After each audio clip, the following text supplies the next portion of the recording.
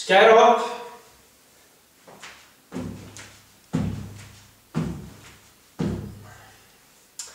Sprengihreyfingsæfing sem reynir á stöðugleika í þessu plani, svona hliðlæga plani.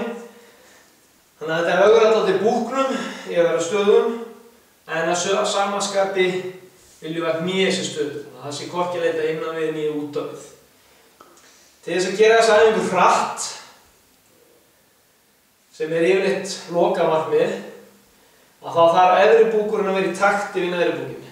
Það er að segja, það er erfitt að gera þetta hratt ef að maður geymir hendurna hér og það sem er býð eftir því að hendurnar sveiflist aftur áður en við getum tekið næsta hopp. Þannig að við viljum frekar keyra hendurna niður þegar við erum byrjuð að fara niður á við í hoppinu. Með einhverju svona. Á spöru okkur þennan tíma. Í upphafi, þegar þessi æfing er fyrst, þá er æskilegra að halda lendingastöðunni. Við síðan smátt auka kraftinn og stytta lendingatímann þar til að við lokum gerum þessa æfingu eins kröftulega við getum.